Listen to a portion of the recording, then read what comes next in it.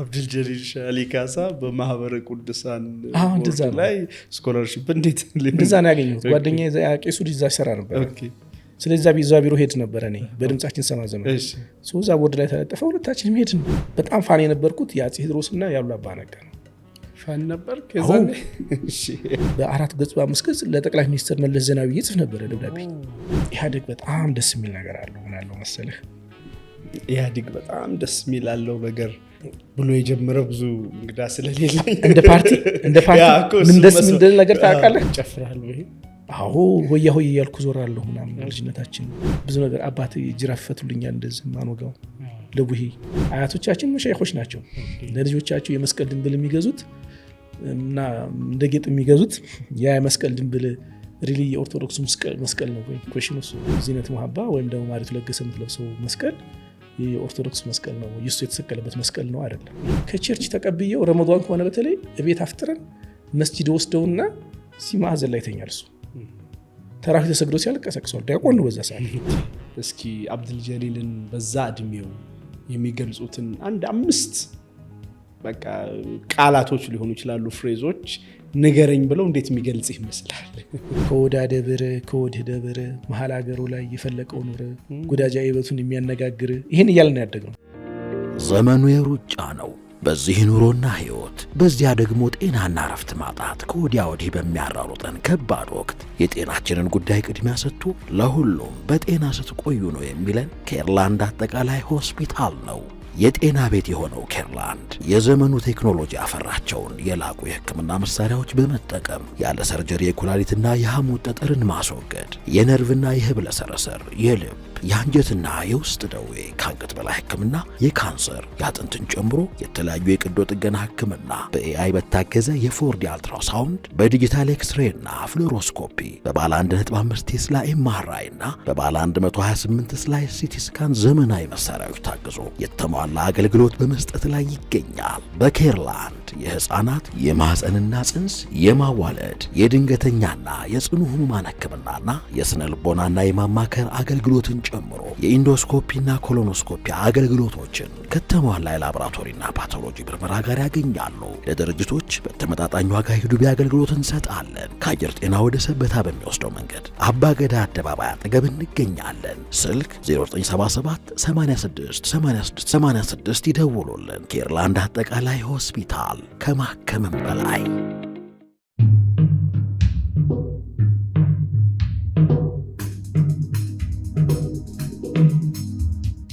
ውድ የቢልኮር ፖድካስት ተከታታዮች ቤተሰቦች፣ እንግዲህ ሁልጊዜም እንደተለመደው የተለያዩ እንግዶችን በተለያየ ዘርፍ ላይ እናቀርባለን። በተለይ የሰውን አቅም ከመገንባት አንጻር፣ ከአመራርነት አንጻር፣ ለውጥ ከማምጣት አንጻር ፎከስ ኤሪያችን አድርገን አንሎኪንግ ፖቴንሻል ክሬቲንግ ቫልዩ በሚለው የቢልኮር መርህ መሰረት እንግዲህ ዛሬ አንድ እንግዳ ጋብዘናል። ዛሬ ለየት ያለ እንግዳ ነው ያለን። በሐሳቦች በደንብ ምንወያይ ምንከራከር ይመስለኛል። በጣም ቆንጆ ቆይታ እንደሚሆን አስባለሁ። ይህን ፕሮግራም ለእናንተ እንዲደርስ አጋራችን የሆነውን ኬርላንድ ሆስፒታል በዚህ አጋጣሚ እጅግ አድርጌ ማመስገን እፈልጋለሁ። አብዱልጀሊል እኔ ድሮ ሼህ አሊ ካሳ የሚለውን እንትን ላይ ነው ያነበብኩትና አብዱልጀሊል ሼህ አሊ ካሳ እንኳን ወደ ቢልኮር ፖድካስት በሰላም መጣ። እንግዳችን ስለሆን በጣም ትልቅ ክብር ይሰማኛል።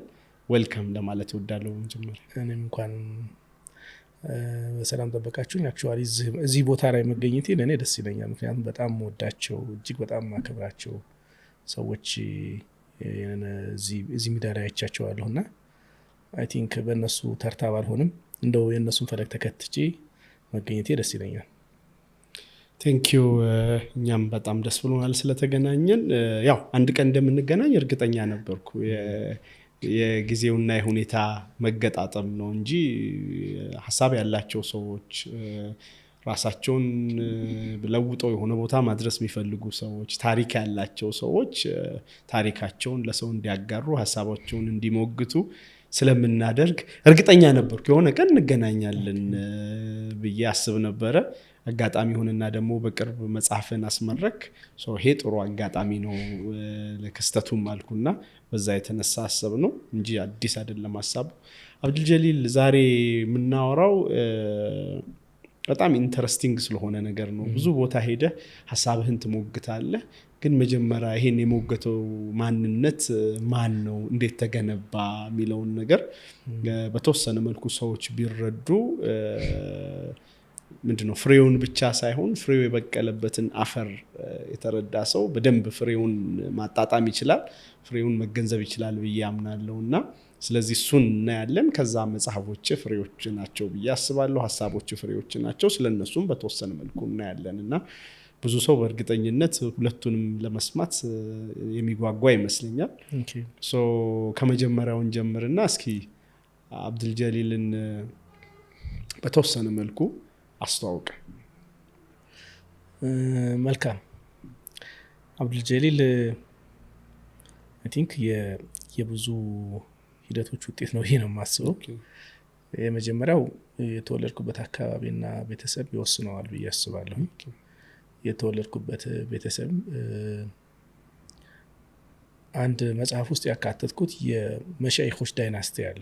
ከአፄ ፋሲለደስ ጀምሮ የሚወርድ የመሻይኾች ዳይናስቲ አለና ያ ዳይናስቲ በትውልድ ቅብብል ሂደት ውስጥ በማህበረሰቡ ጓልነት ውስጥ የፈጸማቸው ያደረጋቸው የፈጠሯቸው ሀሪማዎች በሀሪማዎቻቸው ላይ የሰሯቸው ገድሎች ያ ሳናቀው በልጅነቱ ቤተሰብ ውስጥ የራሱ የሆነ አሻራ ይጥላል እና የሚገርምህ በደንብ ያልተጠናም እንጂ ከአፄ ፋሲለደስ ጀምሮ በሙሉ ያሉ የወሎ መሻይኾች የተሳሰሩ ናቸው። ከዳና ጀምሮ የነ ሼህ መሐመድ ሐሚድን ቤተሰብ፣ የለገሂዳ ቤተሰብ፣ የከላላ ያሉ ትልቅ መሻይኾች ቤተሰብ፣ ወረሂመኖ የነ ወረሂሞች ያሉ ትልቅ መሻይኾች የነሱ ቤተሰብ፣ ሻህሊ ጎንደር ቤተሰብ፣ እንደገና ቦረና ድረስ ሄዶ የኛ ቤተሰብ፣ ይሄ ቤተሰብ በጣም የተሳሰረ ነው እና ያ እዛ ውስጥ የሚገርም ዳይናስቲ ያለ መሻይኽ ለመሻይኽ ነው የሚደረውና ከዛ ውስጥ ለልጅ ልጅ የሚወራረስ ነገር አለ። በእነሱ ቂሷዎች፣ በእነሱ ታሪኮች፣ በእነሱ ናም ነው የምታድገው። እኔ በቅርብ አባቴ ሼህ አሊ ካሳ ይባላሉ። የመካነ ሰላም መስጂድ ተውሂድ መስራችና የመስጂዱ ኢማም ኻቲብ የነበሩ ናቸው። አሁን አልፈዋል አላህማራቸው። ቅድመ አያቴ ደግሞ ሼህ ደባት ይባላሉ። ሼህ ደባት ቦረና ላይ በጣም ዝነኛ ናቸው፣ በጣም ታዋቂ ናቸው። ቦረና ብቻ ሳይሆን አክቹዋሊ በአገር ደረጃም ታዋቂ ናቸው። እዛ ቤተሰብ ውስጥ ነው ያደግኩትና የካልቸር የመዝሃብ የምናምን ዱዋሊዝምን በደንብ ነው የማውቀው። ለምሳሌ በሼህ ደባት ቤተሰብ ወይም በእናቴ ቤተሰብ ውስጥ ያንዳንዳቸው ለምሳሌ እናቴ አጎቶቿ የእናቷ አጎቶቿ ምናምን ያንዳንዳቸው ትልቅ ሀሪማዎች አሏቸው። ስለዚህ በዛ ውስጥ የሱፊያውን ትራዲሽን በደንብ ነው የማውቀው። እዛ ትራዲሽን ውስጥ ነው የመጣሁት። በተቃራኒው ደግሞ አባቴ የጦሪቃ የሱፊያ ጦሪቃ ከተቀበሉ በኋላ ሰልፍ ምንድነው የሚባለው ወደ ሰለፊዝሙ በቂራአት ሳይሆን በማስተንተን ወደ ሰለፊዝሙ ትንሽ ጠንከር ያሉ ናቸው ተውሂድ ፓርታቸውና አባቴና የእናቴ አባት ሳይንስ ውስጥ ያለ አንድ ሀሪም ጥንታዊ ሀሪማ የዛ መስራች ናቸው። እሳቸውም ደግሞ ድሮ ይሄ ሰለፊያ ወሃቢያ ምናምን የሚባል ነገር ሳይኖር በፊት ሸርዒይ ነው የሚባሉት፣ እንደዚህ ጠበቅ የሚያደርጉ ሰዎችና የእናቴ አባት አባባ ሼህ ዑመር ሸርዒይ ነው የሚባሉት፣ ጠበቅ ያደርጋሉ። ድቤ ያለመምታት፣ ቡቅር ምናምን አለመጠጣት፣ ጫት የሚባል ነገር አቮይድ ማድረግ ምናምን ነገሮች ማለት ነው። እና አባቴና አያቴ በዚህኛው ደግሞ እንደዚህ ስለሆነ ሁለቱም ውስጥ ስላደኩኝ ዱዋሊዝሙን በደንብ አውቀዋለሁ። ከዛ ባሻገር ደግሞ ያው ቦረና የአማራነት ወይም ደግሞ አማራ የሚባለው ነገድም አይ ቲንክ መነሻውና ግሮ አድርጎ በጣም እንትን ያደረገው አማራ ሳይንት ነው። እና እንዳልኩ አያቴ ሳይንት ናቸው ይያለው። እናቴ የተወለደችው ጎጃም ነው፣ አባቴ ቦረና ናቸው። ስለዚህ እዛ አካባቢ ያለውን የአማራ ካልቸርና ሀርቱን በደንብ አውቀዋለሁ። ስለዚህ በዛ ካልቸር ውስጥ ነው ደግሞ ያደግኩት በጎን እና የፕሉራል በሆነ ካልቸር ውስጥ ባህል ውስጥ ነው ያደግኩት። ያ ምን ጠቅሞኛል? ፐርሰናሊ ሁለቱንም ያማከለ አይነት እንቅስቃሴ እንዳደርግ አድርጎኛል። የሶሻል ሚዲያ ላይ ምናምን ፍሬም በሚደረገው መልኩ አይደለም፣ እንደዛ አይደለም። እድገቴ ሁለቱንም ለምሳሌ በክርስትናው ባህል ውስጥ ለምሳሌ ሳድግ ኋላ ዘመን የኢትዮጵያ ኦርቶዶክስ ቤተክርስቲያን ክሌም ያደረገቻቸው የወሰደቻቸው በዓላት አሉ። ነቡሂ፣ ገና ምናምን በጣም ኢንተርቴን እያደረግኩ ነው ያደግኩት። ኦኬ እንዴት እስኪ በደንብ በቃ እናከብራለን። ዳቦ አለ፣ የእምነት ነው አይደል? ኋላ ነው የእምነት የሆነው። መጀመሪያ ምን ነበር? በእኛ ዘመንና በአባቶቻችን ዘመን ካልቸር ነው፣ የባህል የህዝብ ካልቸር ነው። ከየት የመጣ አክቹዋሊ ወደዛ ውስጥ መግባት ስላልፈለኩ ነው እንጂ ቅድመ ወንጌል ነው። ቅድመ ወንጌል ሲሆን ምን ይሆናል? ለብቻው ሌላ ክርክር ስለሚፈልግ ቅድመ ወንጌል ሲሆን ታሪኩ ኦሪታውያን ነው የሚሆነው። ደግሞ ይሄ ከወሎ ጀምሮ እስከ ጎንደር ያለው የተራሮች ሰንሰለት የጥንታዊ ኦሪታውያን መሰረት ነው። ለምሳሌ እኛ አካባቢ ያለችው ተድባ ማርያም ቤተክርስቲያን የኢትዮጵያ ኦርቶዶክስ ቤተክርስቲያን ጥንታዊ ወይም ደግሞ ፕሪ ወንጌል ያለች ቸርች ናት ትላለች። አክቹዋሊ ያቺ ተድባ ማርያም ቤተክርስቲያን የይሁዶች ምኩራብ ናት። ይሁዶች ባንለውም የኦሪታውያን ምኩራብ ናት። ስለዚህ እኛ አካባቢ ያለው ካልቸር በደንብ ስላልተጠና ነው እንጂ በጣም ሰፊ የሆነ የኦሪታውያን ትውፊት አለበት። ስለዚህ ያን በጣም ኢንጆይ እያደረኩ ነው ያደግኩት። ጨፍራለሁ ይሄ አዎ ሆያ ሆይ እያልኩ ዞራለሁ ምናምን። ልጅነታችን ብዙ ነገር አባቴ ጅራፍ ፈቱልኛል እንደዚህ ማንወጋው ለቡሄ አባቴ ሼክ ናቸው። አያቴ ለእናቴ መስቀል ድንብል ይገዛሉ። መስቀል እሱ ምን ማለት ነው? ሌላ ሪሰርች ይፈልጋል። አያቶቻችን መሻይኾች ናቸው። ለልጆቻቸው የመስቀል ድንብል የሚገዙት እና እንደ ጌጥ የሚገዙት ያ የመስቀል ድንብል ሪሊ የኦርቶዶክሱ መስቀል ነው ወይ? ኩዌሽኑ እሱ ነው አይደለም። ይሄ አንቀህ ቶ የሚባለው የኦሪታውያን ጌጥ ነው። ስለዚህ ዚነት ሙሐባ ወይም ደግሞ ማሪቱ ለገሰ የምትለብሰው መስቀል የኦርቶዶክስ መስቀል ነው ወይ? ኢየሱስ የተሰቀለበት መስቀል ነው አይደለም። ምክንያቱም ፕሪዶሚናንትሊ ሙስሊም ብቻ በሆኑ ቀጠናዎች ውስጥ የተወለዱ ልጆች ምንም አይነት የክርስትና ተጽዕኖ የሌለባቸው ቀጠና ውስጥ የተወለዱ ልጆች ጭምር ያ መስቀል ያደርጉታል። ሶ ፕሪ ክርስትና የነበረ ካልቸር ነው። ይሄን ግን በደንብ ሳይጠና የኦርቶዶክሱ ጥንካሬ ምን አደረገው? ክሌም አደረገውና ሁሉን ነገር ክርስቲያናይዝ አደረገው። በደንብ ይጠና ጥሩ ነበረ። ለዛ ነው አንዳንድ ጊዜ አሁን ወሎ አካባቢ ያሉ ነገሮችን በደንብ እንለያያቸው ላለሁ። የክርስትና ተጽዕኖ ብቻ አይደሉም፣ ካልቸር ቅድመ ኦር ክርስትና ያሉ የነበሩ ካልቸሮች ናቸው ላለሁ። ምክንያቱም የክርስትና ኢንፍሉዌንስ ምንም ሊሆን በማይችልባቸው 100% ሙስሊም በሆኑ ቀጠናዎችና ማህበረሰቦች ውስጥ ጭምር ታየዋለህ ይሄን ነገር። እና ኤኒዌይስ ይህን በደንብ ኢንጆይ እያደረግኩ ነው ያደግኩት። አንዳንዴ በፋሚሊ ውስጥ ያለ መቀላቀል አለ በሙስሊም በክርስቲያን መካከል። ለምሳሌ እናቴ እኔን ልጅኜ አንዲት የአክስቴ ልጅ ያለች ክርስቲያን ናት።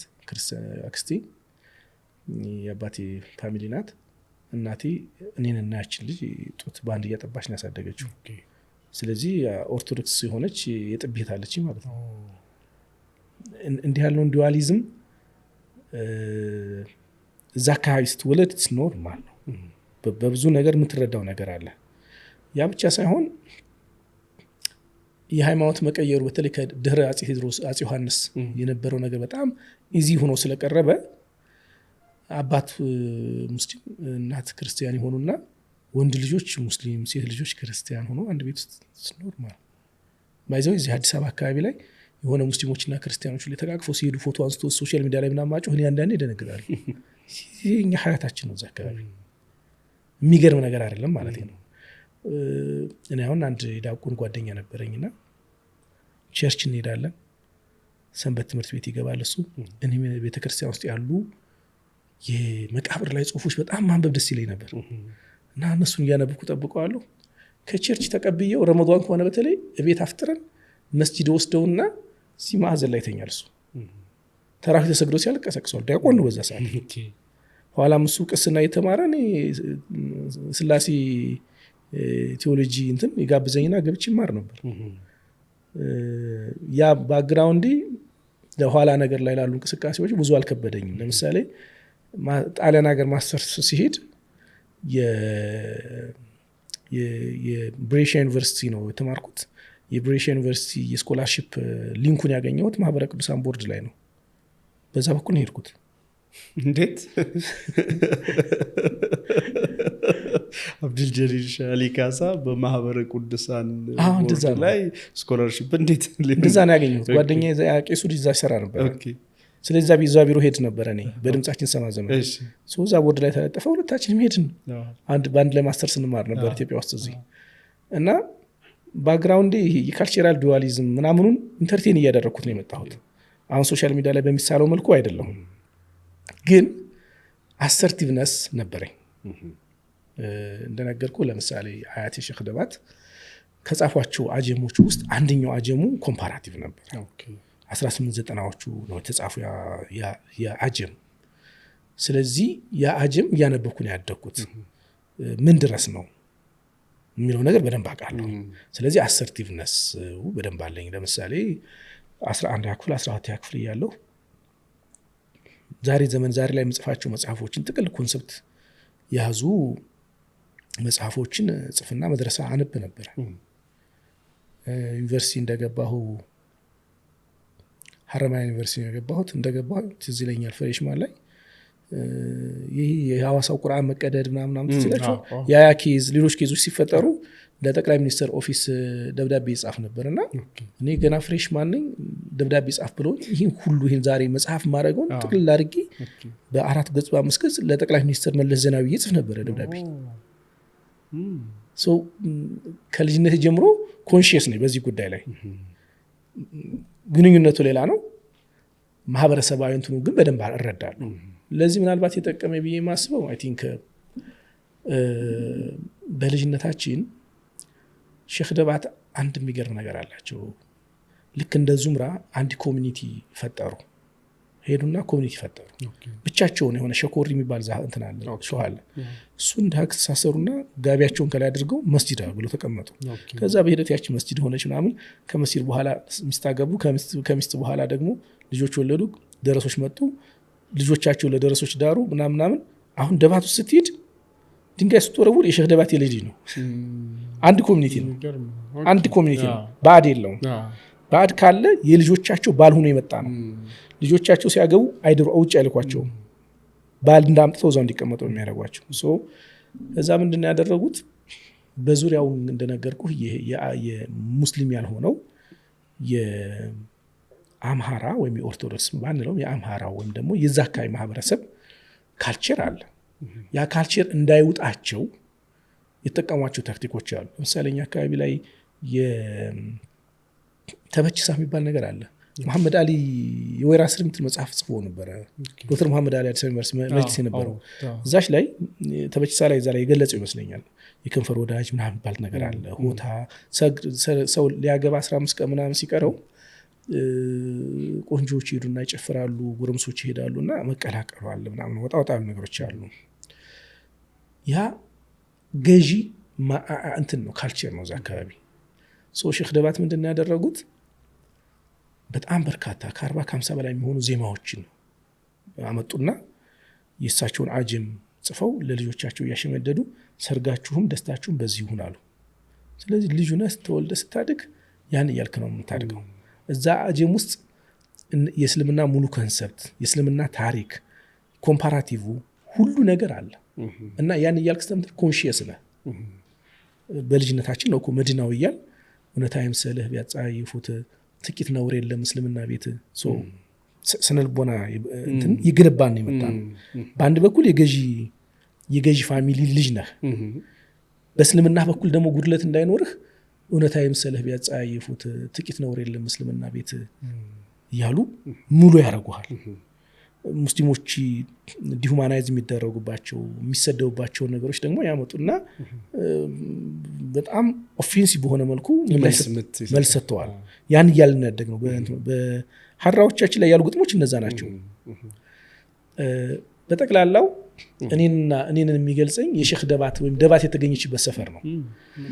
ደባት የሆነ ደብር አለ፣ ቤተክርስቲያን ትልቅ ደብር እዚህ ጋር አለ።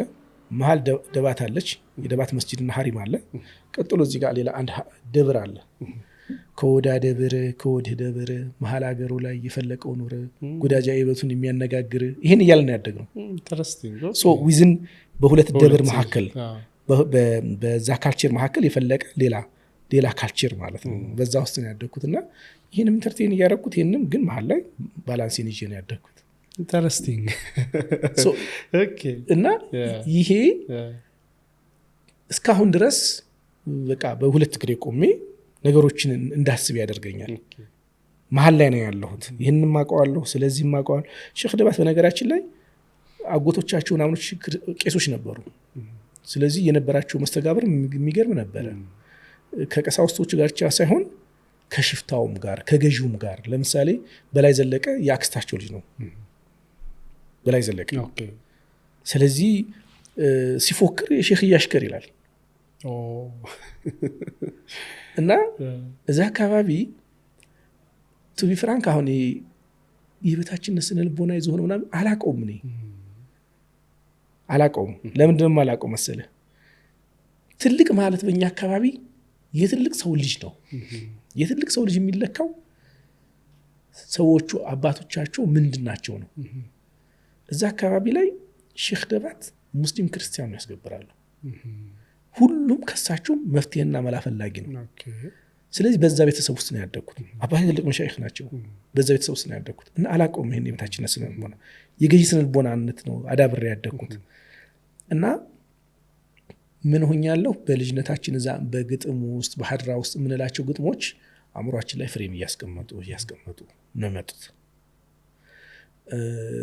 ከዛ ባሻገር ደግሞ ገጠር ነው እንግዲህ ቦረና ገጠር ቢሆንም አውራጃ ነው ታውቃለህ የድሮ አውራጃ ከተሞች ታውቃለህ አውራጃ እና አውራጃ ስለሆነ ለብዙ ነገር አክሰስ አለው ለምሳሌ 1947 ነው 45-47 ነው የመጀመሪያ ኤሌመንታሪ ትምህርት ቤት ተከፈተው ከኛ ሰፈር የ1 ኪሎ ሜትር ማለት ነው እና ብዙ ሰዎች ወጥተዋል ከዛ ዋሊ ፈለቀኛ ዋለኝ መኮንን የኛ ሰፈር ልጅ ነው የቀይ ባንዲራ መስራች አሰፋንሻው የኛ ሰፈር ልጅ ነው ኋላ ዘመን ላይ የቅንጅት የነበሩት አድማሱ ገበየሁ የኛ ሰፈር ሰው ናቸው ቦረና በጣም ብዙ ሰው ነው ያፈራው ሰው አይረዳውም እንጂ የፖለቲካል ኤሊቱ ራሱ ቀላል አይደለም እና የሆኑ አክሰሶች ነበሩ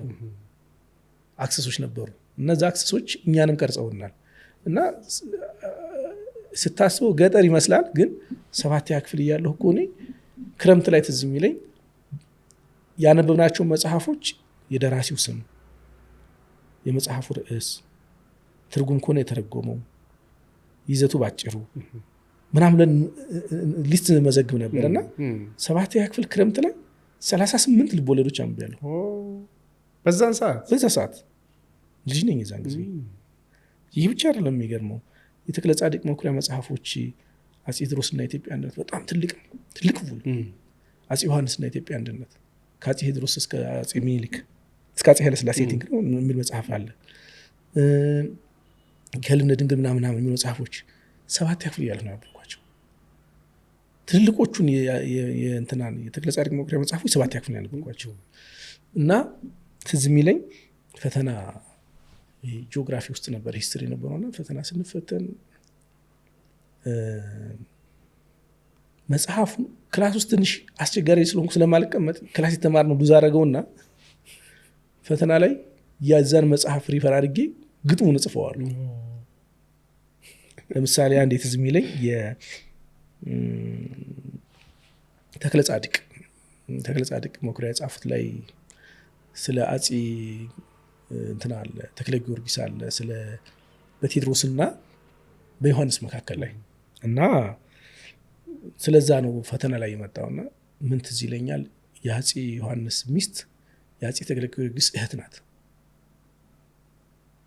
እና እዛ ላይ ባሏ ሲያሸንፍ ወንድሟን የገጠመቻቸው ግጥም ምናምን ትዝ ይሉኝና እሱን ጽፈው ነበር እና መምህሩ በቃ በጣም ደስ ይለው ነበር እና ከዛ ባሻገር ደግሞ አማርኛ ላይ የነበረኝ የአማርኛ ቋንቋ እንትኔ ጥሩ ነበር ያስባለሁ የአማርኛ መምህሬ ገዛኸኝ ጸጋው ይባላል። አሁን ዶክተር ገዛኸኝ ጸጋው አዲስ ዩኒቨርሲቲ ያለው ወይም ደግሞ የአዲስ ስታንዳርድ አዲስ የሆነ ጽሔት ላይ ይጽፍ ነበረ እና አሁንም ሚዲያው ላይ ያለ ሰው ነው። ትዝ የሚለኝ ፈተና ከክላሱ በሙሉ እኔ ደፍንበታለሁ እና አያቀኝም በአካል እዛ ላይ አንድ እርግጠኛ ነኝ ትልቅ ስትሆን አንድ ቦታ እንደምንገናኝ እርግጠኛ ምናምን እያለ ይጽፍልኝ ነበረ። እነዚህ አፕሪሺዬሽኖች ለእኔ በልጅነቴ ሌላ ሰው አድርገውኛል። ግን ገዛኸኝ አንድ ተጽዕኖ ፈጥርብኝ ነበረ። ክላስ ውስጥ የአፄ ቴዎድሮስን አለባበስ ይለብስና አላሁመ ሰሊ መሐመድ የሎሬት ጸጋዬ ገብረ መድኅንን የእንትናን የቴዎድሮስ ስንብት ከመቅደላ ግጥም እዚህ ጋር ያስርና ቴዎድሮስን መስሎ ይመጣና ክላስ ውስጥ ተስፋ ባጣ ምድረ በዳ ምናምን ይላል። ገዛኸኝ ያቀርባል። ሰልፍ ላይ ያቀርበዋል፣ ክላስም ውስጥ ያቀርበዋል። እና ምን ሆነ በልጅነቴ ቴዎድሮስን እንደገና የተክለ ጻድቅ መኩሪያ መጽሐፍ አንብቤያለሁ ብያለሁ። እንትና ገዛኸኝ የፈጠረብኝ ደግሞ ይሄ ያለና በጣም የቴዎድሮስ ፋን ሆንኩኝ። በጣም ፋን የነበርኩት የአፄ ቴዎድሮስና ያሉ አባ ነጋ ነው። ፋን ነበር ከዛኔ። እሺ የማሞ ውድነህ አሉ አባ ነጋ መጽሐፍ 7ኛ ክፍል ነው ያነበብኩት እና የማሞ ውድነህን አሉ አባ ነጋን ሳነብ አይ ቲንክ ለእኔ በጣም ጀግና አሉ አባ ነጋና ቴዎድሮስ ነበሩ። እና በልጅነቴ በቃ የቴዎድሮስን የጸጋዬ ገብረ መድኅን ግጥሞች ይሸመድዳለሁ፣ ያን እላለሁ በየርኩበት በየሰፈር ውስጥ ምናምን እንደዛ ነው። እና በዛ ውስጥ ነው ያደግኩት። ኋላ ለምን ይሄ ለምን ተፈጠረ የሚለው ሌላ በጣም ይሄ ነው። እዚህ ጋር የልጅነት አስተዳደግህ የተዘራህበት አፈር እንትኑን ኮንቴክስቱን በደንብ ያስቀምጥክ ይመስለኛል። በአንድ በኩል የሸህነት ሰንሰለት ባለበት እንደ ሮያል ፋሚሊ አይነት የሚመስል እንዳልከው ሸህነት የሚያስቀራ ምናምን ብቻ ሳይሆን ብዙ ነገር የሚጠየቅ የአካባቢው አለኝታ አይነት ነገር የሸህደባትን ካልተሳሳትኩ የዛን ታሪክ በአንድ በኩል እየሰማህ አድጋል። ያ የሚፈጥረው የስነ ልቦና አለ። በሌላ በኩል ደግሞ በዛ ምክንያት የሚገኙ የእስልምናን ታላቅነት ኮንፊደንስ ስነ ልቦና ቢውልድ ሊያደርጉ የሚችሉ ግጥሞችን ስነ ጽሁፎችን ምን እያየህ ነው ያደግከው። በሌላ በኩል ደግሞ በዙሪያህ ደግሞ ቤተክርስቲያኖች ከክርስቲያን ጓደኞችህ ምናምን ጋር ደግሞ አለ። ከዛ ትምህርት ቤት አለ። ትምህርት ቤት መምህርህን የሳልከበት ወይ የራሱ ትልቅ ተጽዕኖ አለ። ያ ደግሞ እና አፄ ቴዎድሮስን ምናምን እንድታደንቅ የሚያደርግህ ነገር ይኖራል። ከዛ ደግሞ ባልተለመደ መልኩ ያንተ አካባቢ ሰው ሞር የተማረ ትምህርት ቤት የነበረው ከመሆኑ አንፃር ደግሞ you have that access። ስለዚህ መጽሐፍ የማንበብ አይደል ታሪክን የመረዳት ምናምን ይሄ በልጅነት is too much ብዙ ነገር ነው ብዬ ነው የማስበው። አባቴም አንድ ተጽዕኖ ነበራቸው። ምንድነው መሰለህ አሁን ሼክ ደባት ሼክ ብቻ አይደለም። አሁን የወሎ መሸይኾች ሰው ሚስ የሚያደርገው ሸንቃጣ ሼኾች ይመስሏቸዋል። ነው እንደዛ አይደለም። ለምሳሌ ሼክ ደባት ደረሶቻቸው ፈረስ ጉግስ ያስተምራሉ። ደባት ውስጥ ፈረስ ማስፋለያው የሚባል ሰፈር እንትና ሜዳ አለ። ደረሶቻቸው ፈረስ ጉግስ መማር አለባቸው። ያኔ የነበረው ታንክ ፈረስ ነው። ይሄ ብቻ አይደለም፣ ውሃ ዋና ይማራሉ፣ ጦር ሮራ ይማራሉ ደረሶቻቸው። ያስተምር በዛ ደረጃ ነው የሚያዘጋጇቸው። አባቴ ደግሞ በልጅነቴ አባቴ በጣም ሲሪየስ ናቸው። ሲሪየስ ነው ማለት በቁርአን ላይ ምንም አይነት የቂራአት ላይ ምንም አይነት ድርድር የሌላቸው። እስከ 10 ዓመት ልጅ እያለ ነዞር መጨረስ አለብህ። እኔ 13 ዓመቴ ላይ በእርግጠኝነት የሼህ መሐመድ አብዱል ሀቅ ኪታቦችን በሙሉ አቅርተው ጨርሰውኝ 13 እያለሁ ትንሾች ኪታቦች አሁን ዛሬ መጀመሪያ የምንላቸው ኪታቡ ተውሂድ ኡሱሉ ሰላሳ ቀዋኢዱል አርባዓ ነዋቂዱል ኢስላም መንሐጁል ሙስሊም ቡሉጉል መራም ሪያዱስ ሷሊህ 13 ዓመቴ ላይ ጨርሻለሁ። በልጅነቴ ያ ሁሉ ረብሻ አለ። በጎን ደግሞ ቤት ደግሞ ሌላ ነገር አለ እና ሁለንተናዊ የሆነ አይነት ተርቢያ ነበር የሚሰጥብን። ከዛ ባሻገር የ12 ዓመት ልጅ እያለሁ ነው ሼክ ዙበይር አብዱል መጂድ እዚች ጋር አቅፈው ወስደው ደሴ ጦላህ መርከዝ ውስጥ ይከተቱኝ። ጦላህ መርከዝ ደግሞ ሌላ ተርቢያ ነው። የሼክ ዙበይር አብዱል መጂድ መካነ ሰላም ያለው መድረሳ መርከዝ እሱና እዛም የተወሰነ ዓመት ቆይቻለሁ። ያም ሌላ ተርቢያ ነው እና እነዚህ በሙሉ ሲጨመቁ የሚፈጥሩ ነገር ይኖራል። ወደሱ ልመጣ ነው። አንድ የሃይ ስኩል ጓደኛህን በጣም የሚያቅህን አእምሮ ላይ ሳልልኝ አሁን አብራችሁ አይደላችሁም ልበል ወይ ጓደኛህ አይደለም እና በደንብ ከልጅነት ጀምሮ የሚያቅ እስከ ሃይ ስኩል ድረስ አብሮ የነበረ እስከ ሃይ ስኩል ብቻ ማለት ነው አሁን ያልካቸውን እድሜ ያካለው ማለት በጣም ክሎዝ የምትለው ጓደኛህን በአእምሮ ሳልልኝና እሱን ሄጄ እስኪ አብዱል ጀሊልን በዛ እድሜው የሚገልጹትን አንድ 5 በቃ ቃላቶች ሊሆኑ ይችላሉ ፍሬዞች ንገረኝ ብለው እንዴት የሚገልጽ ይመስላል? በጣም አስቸጋሪ ረባሽ ልጅ ኦኬ እስከ ሃይ ስኩል የነበረ ነገር ማለት ነው። አስቸጋሪ በጣም ተደባዳቢ ስሞታ የሚበዛብኝ እንዳውም ትዝ ይለኛል አይ ቲንክ የ7 ዓመት ልጅ እያለሁ ይመስለኛል አባቴ ወስደው ይበቃ ሲያድግ ደሙስ ነው የሚከተኝ ዋሳድጉት ብሎ ለፖሊስ የሰጠኝ በጣም አስቸጋሪ ልጅ ረባሽ የምባል በየዘርፉ ግን ፊት ለፊት የምገኝ ምን ማለት ነው? በየትኛውም ዘርፍ የትኛውም የማህበረሰብ ውድድሮችም ሊሆኑ ይችላሉ ፊት ለፊት የምገኝ ትምህርት ቤት ላይ አስቸጋሪ ነበርኩ። ብዙም ጎበዝ አልነበርኩም እስከ ሃይ ስኩል ድረስ። ከሃይ ስኩል በኋላ ድንገት ብድግ ብዬ አንደኛ ወጣሁ። እሱ ራሱ ሌላ ተአምር። 8ኛ ክፍል 8ኛ ክፍል ላይ ምናምን 7ኛ 60ኛ መውጣ የነበርኩ ልጅ 9ኛ ክፍል ክላስ ገባ ብድግ ብዬ እዚህ ክፍል ሚኒስትሪ መቶ ያመጣችሁ ልጆች እነማን ናቸው አልኳቸው። 4 ልጆች ያወጡ 99 ምናምን ያመጡ። እኔ 8ኛ ክፍል 80ኛ 70ኛ ምናምን መውጣ ልጅ ነኝ። ብድግ ብዬ በዚህ ዓመት አንደኛ መውጣው ነኝ አልኳቸው። ሳቁብኝ። በሴሚስተሩ አንደኛ ወጣሁ። እንዴ ምንድነው ሚራክሉ? አይ ቲንክ ድሮም የሆነ በውስጥ ያስቀመጥ ኮንፊደንስ አለኝ። ያ ነው ሌላ ነገር የለም።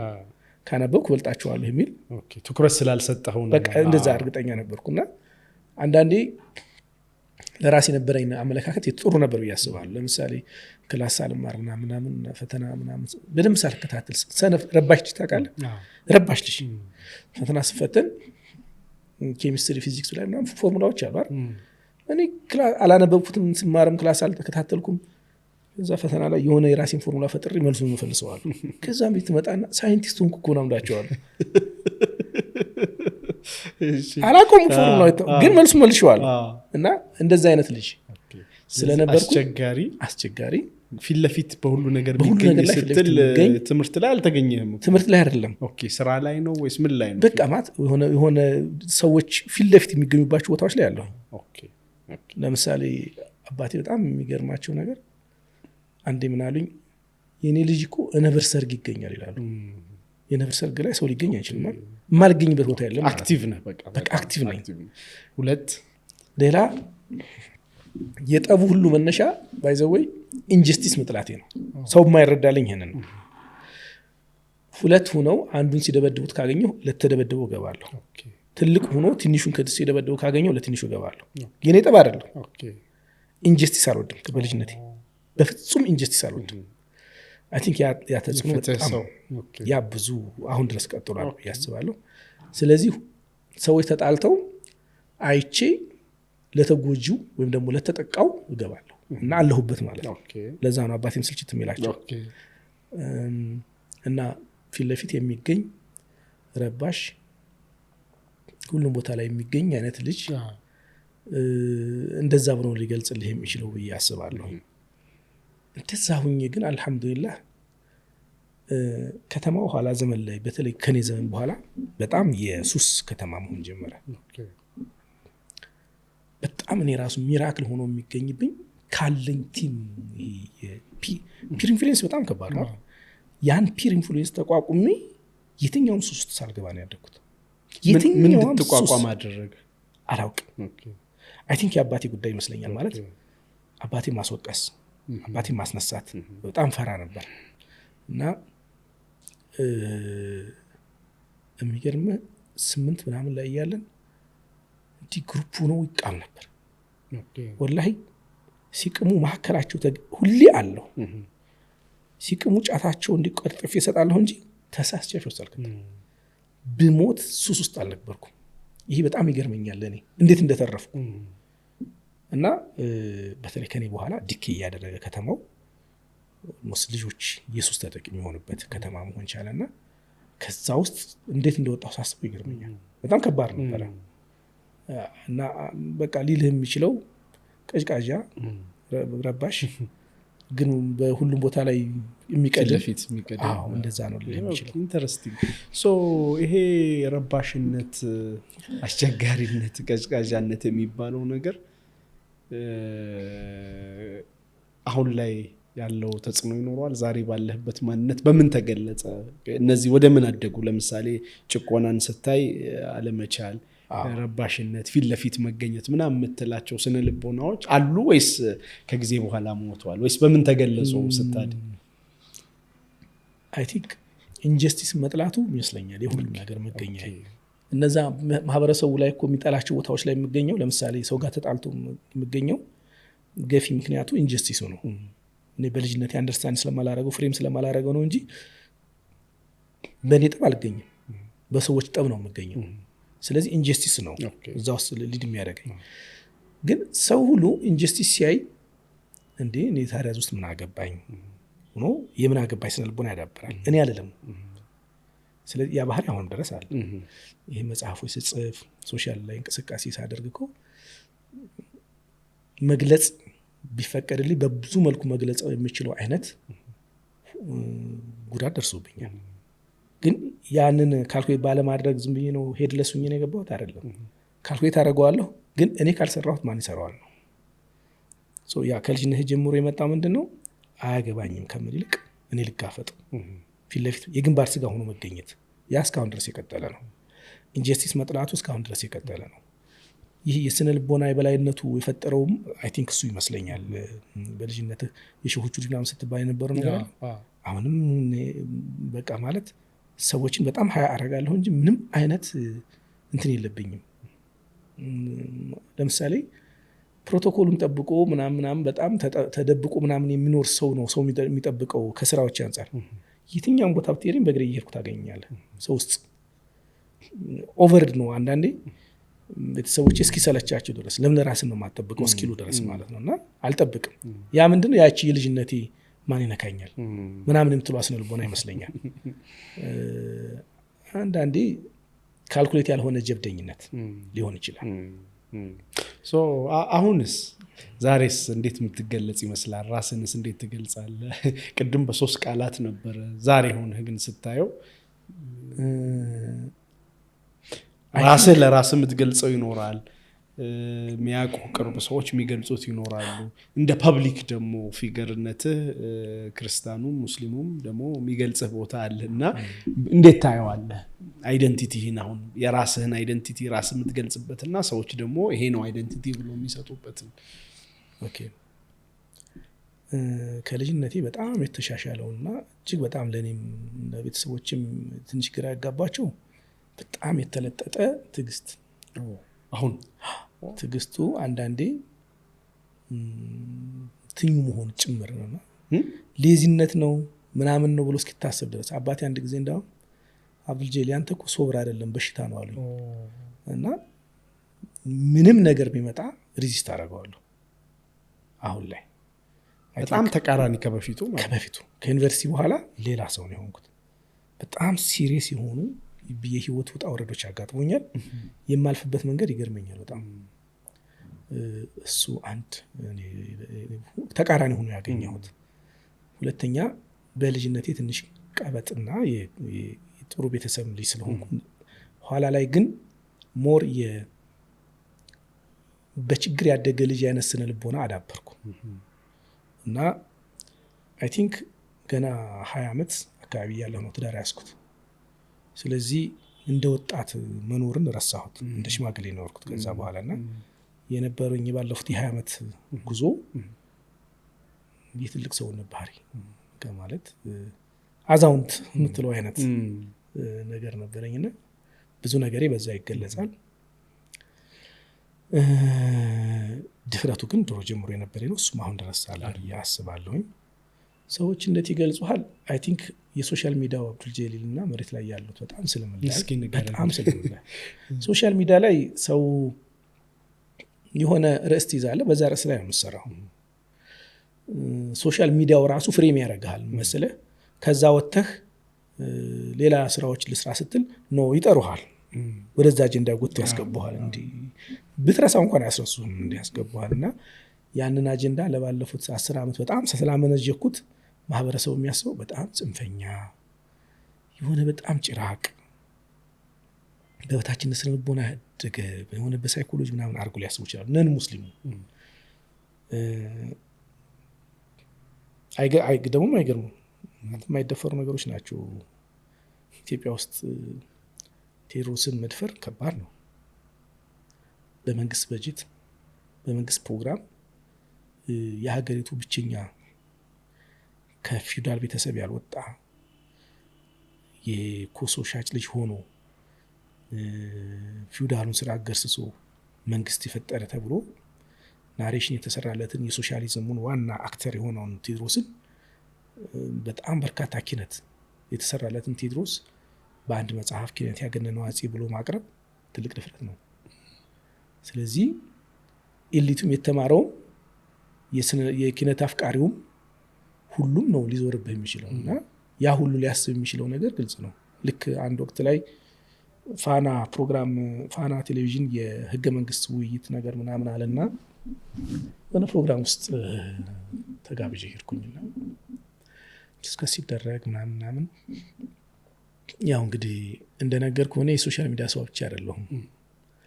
በአካዳሚክም በነገራችን ላይ አካዳሚክ ከ9ኛ ክፍል በኋላ እስከ ዩኒቨርሲቲ ላይ ጎበዝ ተማሪ ነኝ። ተቀየረ ማለት ሌላ ሰው ነኝ ማለት እንደነገርኩ ድንገት ነው ድግብ ያንደኛ ወጣሁት። ዩኒቨርሲቲም ውስጥ እንደዚሁ ማለት ተራ ተማሪ አይደለሁም። የማዕረግ ተማሪ ነው። ኢኮኖሚክስ ነው የተመረኩት። መጀመሪያ ዲግሪ ኢኮኖሚክስ ነው። ከዛ አዲስ አበባ ዩኒቨርሲቲ እንደገና አካውንቲንግ ፋይናንስ ተምሬያለሁ። ዴቨሎፕመንት ኢኮኖሚክስ ማስተርስ ኢትዮጵያ ውስጥ ዩኒቲ ዩኒቨርሲቲ ተምሬያለሁ። እንደገና ጣሊያን ሀገር ሄጄ ደግሞ ኢንተርናሽናል ቢዝነስ ኢኮኖሚክስ ተምሬያለሁ ማስተርስ። ስለዚህ እነዚህ ሁሉ ስማራቸው ግን የመካከለኛ ተማሪ ምናምን ሆኜ አይደለም። ጎበዝ ተማሪ ነኝ እና መሰራቸውን ፔፐሮች ራሱ በጣም ይገርሙኝ ነበር። አሁን ነው ሆኜ የሚገርሙኝና ከዛ ባሻገር ቢሮክራሲን ፕላስ የመንግስትን ተቋማት ካልቸር በደንብ አውቀዋለሁ። እስኪ ንገረን ትንሽ ስለሱ። በሱ ፒክቸር ሰው በደንብ ሊያውቅ ይችላል ብዬ ስላሰብኩ ነው። እኔ ከዩኒቨርሲቲ ቀጥታ ያኔ የመንግስት ከዩኒቨርሲቲ እንደወጣ ስራ ማግኘት ትንሽ ስለሚያስቸግር ሳይሆን የኢህአዴግ አባል መሆን እንደ ቅድመ ሁኔታ ይያዝ ነበር። ስለዚህ 98 99 2000 ላይ የኢህአዴግ አባል ከሆኑት ጄኔሬሽኖች መካከል ነው ስራ ለማግኘት ነው። የኛ ፕላስ ካልኩሌሽን አለ። ከዚህ በኋላ ሙስሊሙ የመንግስት ሰራተኛ ብቻ መሆን በቂ አይደለም። ስለዚህ የኢህአዴግ አባል ሆነን እንወጣለን። በነገራችን ላይ አሁን ዛሬ ላይ ባለሂጃ የምትላቸው የዛ ውጤት ናቸው። ላላወራው እንችል ይሆናል እና ስለዚህ የኢህአዴግ አባል ሆንን እና ግሩፖቼ ኢህአዴግ በጣም ደስ የሚል ነገር አለው። ምን አለው መሰለህ? ኢህአዴግ በጣም ደስ የሚል አለው ነገር ብሎ የጀመረው ብዙ እንግዳ ስለሌለኝ እንደ ፓርቲ ምን ነገር ታውቃለህ? ብዙ ጊዜ ሂስ ግለ ሂስ ምናምን ይባሉት ነገር አላቸውና መገማገም በጣም ያ ሂስ ግለ ሂስ ያልሆንከውን እንድትሆን ያደርጋል። በጣም በቃ ሲሪየስ የሆነ ስብዕናህን ጭምር የሚነካ ግምገማ ነው የነበረው። ያ ግምገማ በዛ ቦታ ላይ ላለመነሳ ስትል የምትሆናቸው ነገሮች አሉ። እኔ ደግሞ ኦራተር ነኝ። ስለዚህ ኢሚዲየትሊ ነው የህዋስ ሰብሳቢ፣ የባዕደን ሰብሳቢ፣ የኢህአዴግ ሰብሳቢ ምናምን የሆንኩት። በጣም ኦራተር ነኝ። ምን ጥሩ ነበርኩኝ ያኔ። ስለዚህ የኢህአዴግ አባል ሆኖ የፓርቲ ልምድና የፓርቲ ሂደትን በደንብ አውቃለሁ ማለት ነው። በትንሹ ለ5 ዓመት ፓርቲ አባል ነኝ። ድምጻችን ሰማ ካራገፋቸው የፓርቲ የሙስሊሞች የፓርቲ ሂደት ውስጥ እሱ ሌላ አንተ የሚወጣው ነው። በነገራችን ላይ የኢትዮጵያ ሙስሊሞች የፖለቲካ እንቅስቃሴ ባክላሽ ወይም ቅልበሳ የተደረገው 2005 እና 2004 ነው። ከዛ ውስጥ እኔን የመሰሉ ወደ መካከለኛ አመራር እየመጡ ያሉ ልጆች በሙሉ ተራክፈዋል። ያ ትልቅ ኤክስፒሪየንስ ነው። በድምጻችን ይሰማ ጊዜ ማለት ድምጻችን ሰማ በሀገር ደረጃ የፈጠራቸው ኔጌቲቭ ኢምፓክቶች ስላልተጠኑ ስላልተጻፉ ነው። በጣም ብዙ ነገር አለ። አንዱ ይሄ ነው። እዚህ ላይ ብዙ ኤክስፔሪንስ አለን። ገና ጀማሪ ሆነን ሀረማያ ዩኒቨርሲቲ የኢህአዴግ አባል ስንሆን የምንገመገምበት መንገድ ፍሬም አድርጎናል። ስለዚህ የሚለኝ ማታ ማታ እየሰከሩ ዶርም ውስጥ የሚወርቁ ልጆች የኢህአዴግ ገምጋሚ ሆነው እኛን ይገመግሙን ነበርና እኔ ምን ብሎ ይገመግሙኝ ነበር መሰለህ? ለሙስሊሞች ብቻ የቱቶሪያልና የቱቶሪያል ትምህርት ሰጥ ነበረ ዩኒቨርሲቲ እያለ ይሄ ተገምግሜበታል። ታጨሳለሁ ትቅማለሁ ብሎ ይገመግሙን ነበርና አንድ ሰለሞን ቃላ የሚባል ትምህርት አየር መንገድ የሚሰራ ልጅ አንተ ትናንትና ማታ ሰክረህ ሳነሳ የነበርክ ልጅ እኔን ትጠጣለህ ልትገመግመኛለህ ይላል። እና ይቺ ሌብሊንጓ ለምሳሌ አክራሪ ሙስሊምነት ተብሎ የሚገለጽበት የሃይማኖት አክራሪነት ተብሎ የሚገለጽበት ዩኒቨርሲቲዎች ውስጥ ለሴት እህቶች ወይም ደግሞ ሌሎች ልጆች ቱቶሪያል መስጠት ምናምን ሆኖ ይቀርብ ነበር። እና እነዛን ያኔ ክውት ይሆናል ገና ስላልሰማው ደግሞ ተማሪን ማገዝ ስልጠና ትምህርት ጀምሮ ነው አክራሪነትን ታሸባሪነት ይሆናል ማለት ትክውት ላለ በሂደት ግን ኦኬ ኢትዮጵያ ውስጥ የአክራሪነት የአሸባሪነት ፍሬምወርኮቹ ወይም ደግሞ ሌብል የሚደረጉበት መንገድ ምንድነው የሚለው ለምንድነው የሚለውን ኮንሺየስ ይሆን ከተመጣለህ ማለት ነው። ሶ በዩኒቨርሲቲ ውስጥ ሊደርሺፕ ሌላው ያካተትኩበት የኢትዮጵያ የሀረማያ ዩኒቨርሲቲ ሙስሊም ጀማዓ ውስጥ የኮሙኒኬሽኑን ክፍል ወስድ ነበር። እና በጣም ዛሬ ላይ በጣም የሰሩኝን የሊደርሺፕ ኳሊቲዎች ያወጣሁት ያኔ ነው። ዩኒቨርሲቲው ሙስሊም ተማሪው ሲሪየስ የሆኑ ችግሮች ተፈጥረው ሲሪየስ የሆኑ ከሆኑ ሰው አካሎች ጋር ግንኙነት ሲደረግና ኮሙኒኬት ሲደረግ መሄደው ነው ነበርኩ። ዩኒቨርሲቲው ፕሬዝዳንቶች እንዳም መሐመድ አንሲ ከሀገር የተባረሩበት ኬዝ ያኔ ሲታሰሩ የኛ አሚር አብሮ ታስሮ ስለነበረ ምናምን ድሬዳዋ አመፀን ሄደን የድሬዳዋን ከንቲባ ኋላ የኦሮሚያ ምክትል አስተዳዳሪ ሆኖ ዶክተር አብዱልአዚዝ እሱን ኮሙኒኬት ካደረኩት ወይም ቲሙን ከመራሁት ሰዎች መካከል አንዱ እኔ ነበርኩ። እና ባለስልጣን ሲገኝ ከባለስልጣን ጋር እንዴት ኮሙኒኬት ይደረጋል፣ ከኃላፊዎች ጋር ያለ ኮሙኒኬሽን መምሰል አለበት ምናምን የሚለውን በሙሉ የዛን ጊዜ ጥንቅቅ አድርጌ ያወቅኩት። ከዛ በኋላ መንግስት ቤት የኢህአዴግ አባል ሆን ውጤታችን ታየ። ከ35 በላይ ያሉ ልጆች ተመርጠው ሲመጡ እኔ መጣሁ ወደ አዲስ አበባ መጣሁ። እዚህ 2 ወር ከምናምን ሲቪል ሰርቪስ ውስጥ የሀገሪቱ የፖሊሲዎች አሉ የምናም ፖሊሲ የምናግብርና ፖሊሲ የምናም ፖሊሲ እነሱንና አጠቃላይ የሀገሪቱ ሪዮት ዓለም በሙሉ 2 ወር ተጠመቅን። 2 ወር ሲቪል ሰርቪስ። ከዛ በኋላ ከ600 ተማሪ ቤስት ጥሩ ውጤት ያላቸው 50 ተማሪዎች ተመረጡ። ከ50ዎቹ ቤስት 4ቶች አሉ 5 ምናምን አካባቢዎች አለ። ከዛ ውስጥ ነኝ እኔ። ከ50ዎቹ 50ዎቻችን ምን ውስጥ ተከተትን? የኢኮኖሚክ ኢንቴሊጀንስ ክፍል ውስጥ ተከተትን። ያን ኢንቴሊጀንስ የደህንነት ስልጠና የክንፈ ማሰልጠኛ የደህንነትን ክፍል ማሰልጠኛ አለ። ደህንነት የምንለው ኢንፎርሜሽን ካውንተር ኢንፎርሜሽን ስለላው ምናምኑ እሱ ሰለጠንክ? አዎ። ደህንነት ነበርክ? አዎ። እኔ ደህንነት አይቼ ስለማላቅ የኢኮኖሚ ደህንነት አደረጉ ከኖርማሉ ደህንነት የተለየ። አዎ። ከዛ እዛ ውስጥ በደንብ ሰለጠን። እኔ የህይወት ዘመኔን ትምህርት በዛች የ2 ወራት ስልጠና ለውጠዋል። ምን እንድትሰሩ ነው ይሄ ኢኮኖሚ ደህንነቱ? ያው ኢኮኖሚክ ደህንነቱ ዋናው ነገር ምንድነው መሰለህ? እዚህ ሀገር ላይ ኢኮኖሚ ሳቦታጅ አለ፣ የግብር ሳቦታጅ አለ፣ የምናምን ሳቦታጅ አለ። ያንን ኮንትሮል እንድናደርግ ነው። ግን ትሬኒንጉ ለዛ ብቻ የሚሆን አልነበረም። እና ያ ትሬኒንግ ሙሉን ድምጻችን ሰማ ላይ ያወዩዋለሁ። እንዴት? እዛ የሰለጠኑ ልጆች የድምጻችን ሰማ አመራር በማያውቅ መልኩ የድምጻችን ሰማን ጠቅላላ እንቅስቃሴ በደህንነቱ በዛ ስልጠናችን ሰርቪላንስ ሰራ ነበር። አንዋር መስጂድ እንዞር ነበር፣ ደህንነቶችን እንለይ ነበር። እሺ፣ ለምሳሌ መስጂድ ውስጥ ሀረማያ ዩኒቨርሲቲ አብሮኝ ነበር። በኖርማል ደህንነት ስልጠና ውስጥ የተገናኘን የጎጃም ልጅ ሙስሊም ያልሆነ ክርስቲያን ልጅ አንዋር መስጂድ ውስጥ አይዤዋለሁ። አንዋር መስጂድ ውስጥ ገብቶ እየተከታተለ እንደዚህ ያግኝቸው እንዴ ሰለምክ እንደ ምናምን ብዬ በኢንተለጀንስ ቋንቋ አንተም ልትሰልል ነው ሄድከው? ኖ ኦኬ። እኛማ ካውንተር እየሰራ ነው። ካውንተር እኛ ካውንተር ነው የምንሰራው። መንግስት ልኮን አይደለም እኮ እኛ ኦኬ፣ በራሳችን ተነሳሽነት ሶ ከድምጻችን ይሰማ ጋር ወግናችሁ ማለት ነው። ኦኬ። እና እንደዛ ነገሮች እንሰራበት ነበረ። ከዛ እዛ ቢሮ ውስጥ ገባሁ። የኢንተለጀንስ ባለሙያ ሆኜ ኦልሞስት ሰራሁኝ ብዙ አመት፣ ወደ 5 አመት ወደ 6 አመት አካባቢ። ከዛ በኋላ የት ቢሮ? የኢትዮጵያ ገቢዎችና ጉምሩክ ባለስልጣን ነበር የዛን ጊዜ። በጉምሩክም ሰርቻለሁ፣ ገቢዎችም ላይ ሰርቻለሁ። ስለዚህ ከጀማሪ ኦፊሰር፣ ከፍተኛ ኦፊሰር፣ ቡድን አስተባባሪ እንዳውም በጣም እርዲ ቡድን ከሆኑት ያለ እድሜያቸው ገና በልጅነታቸው ቡድን ከሆኑት መካከል ነው አንዱ ነበርኩ። በዛ ኦፕሬሽኖች ውስጥ በርካታ ኬዞችን ሰራን። የአራጣ ኬዝ ትዝ ይላችሁ ከሆነ እሱን ኬዝ የመራ ነው እኛ ነን። በጣም የሚገራርሙ ኬዞችን ሰራው።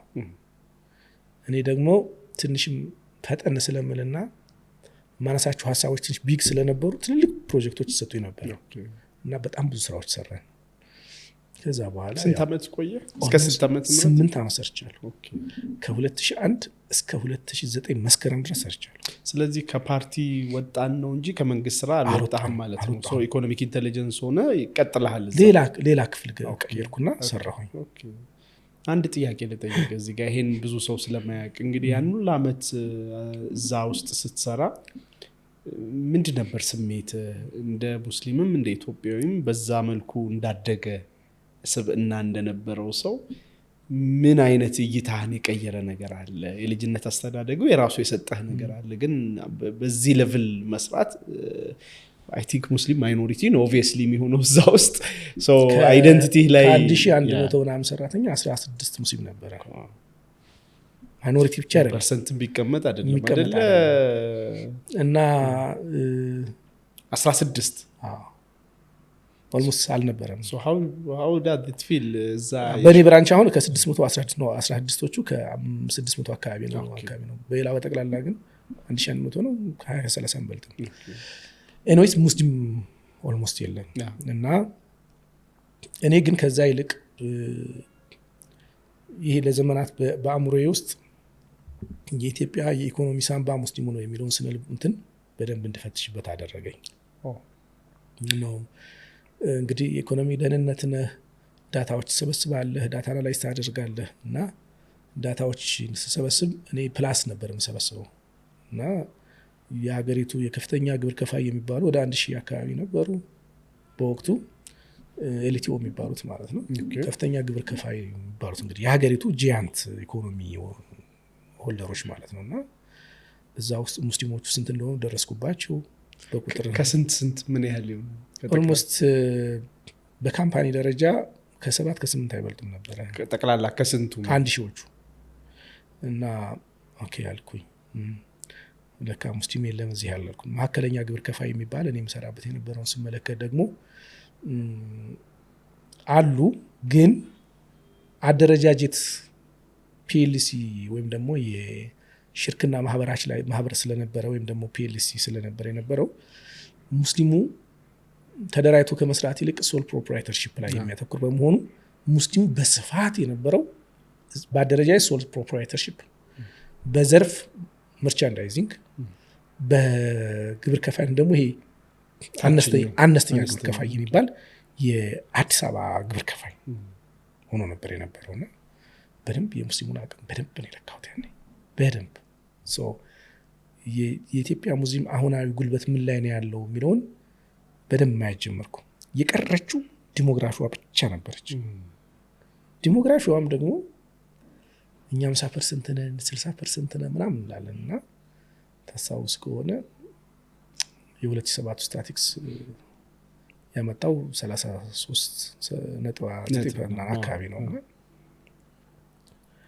እሱንም መጠራጠር ጀመርኩ።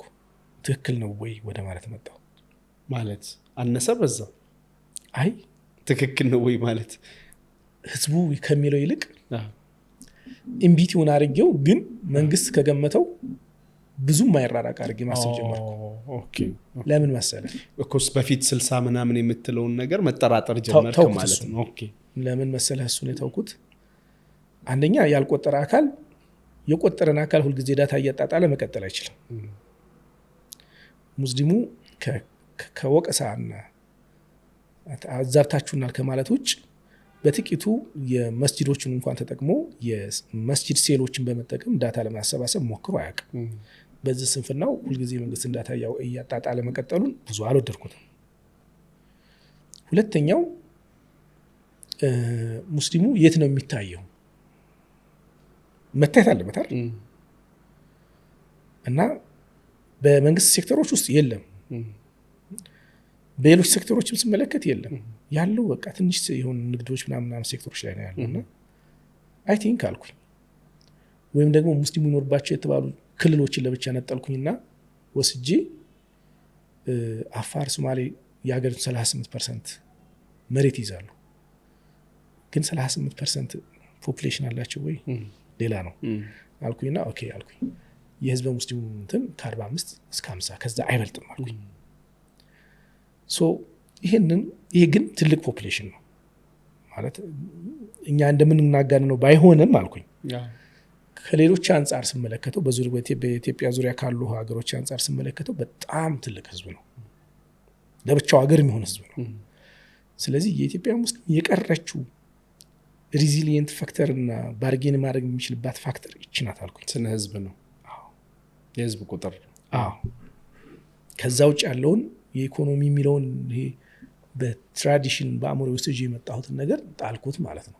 ምክንያቱም ለካሁት ውስጥ ገብቼ ኢኮኖሚክ ሴክተር ውስጥ ገብቼ የሀገሪቱ የኢኮኖሚን ዋና የኢኮኖሚ ኢንፎርሜሽኖችን በሙሉ አክሰስ በማድረግ በሚችልበት ተቋም ላይ ሁኜ አየሁት።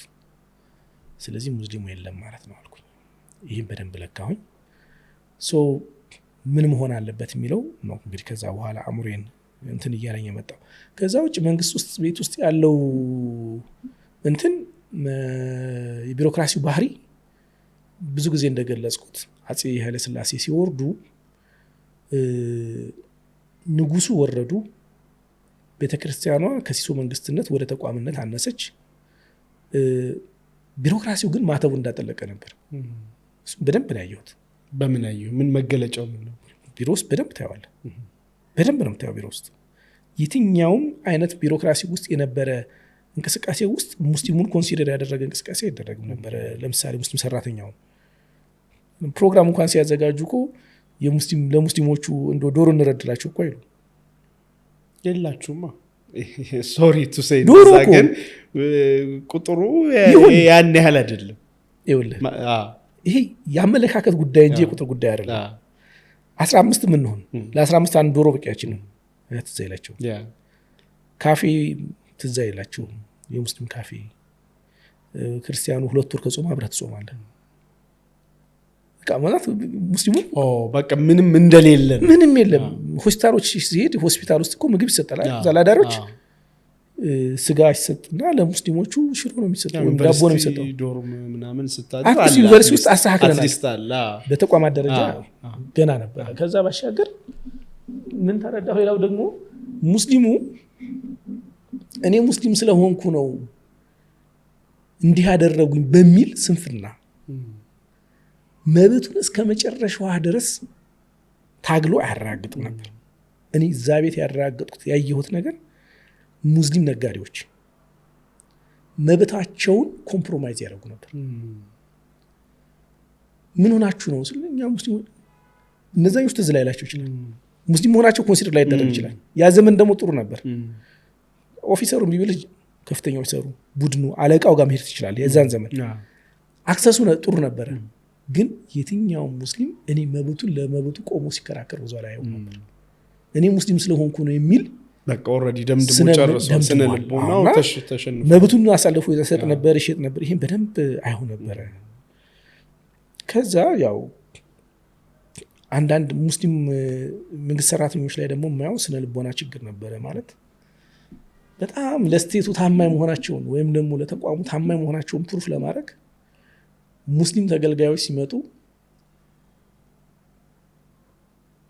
ተቋሙ ያስቀመጣቸው ክራይቴሪያ ፕላስ ዲማንድ ማድረግ ወይም ደግሞ 10 ክራይቴሪያ ይጠበቅ ከሆነ ሌላውን በ8 ክራይቴሪያ አሟልቶ ወይም 9 ክራይቴሪያ አሟልቶ ወይም 7 ክራይቴሪያ አሟልቶ ያስተናግድ ከሆነ ሙስሊሙ ሲመጣ 10ሩን ካላሟላ ማለት ነው ወይም ደግሞ 11ኛ መጠበቅ ይሄ በርካታ የሙስሊም መንግስት ሰራተኞች ላይ የማያስቸግር ነበር ያ ለስቴቱ ታማኝ መሆኑን ወይም ደግሞ ለቢሮክራሲው ወይም ለተቋሙ ታማኝ መሆኑን ፕሩፍ ለማድረግ አዝ ኤክስፔንስ ኦፍ ሙስሊም ደንበኛው የሚሄዱባቸው ርቀቶች በደንብ አይ ነበር ይሄንን እና እኔ በሳጭ ነበር ይሄንን እኔ በባህሪ ትንሽ እንዳልኩ ሞገደኛ ነኝ ተናጋሪ ነኝ ኦራተር ነኝ ያመንኩበትን ነገር ነው የምሰራው ማሳመን እችላለሁ ማንንም ማሳመን እችላለሁ በወቅቱ ስለዚህ እዛ አካባቢ የነበሩ ልጆች ይህ እኮ ብቻውን ህዝብ ነው ምናምን ይሉኝ ነበር ስለዚህ ይለኛልና እንደውም አለቃዬ አንዴ ጠራኝና አብልጄ ይላለኝ አንተ መንግስት ቤት ምን ታደርጋለህ አለኝ ምን ነው አልኩት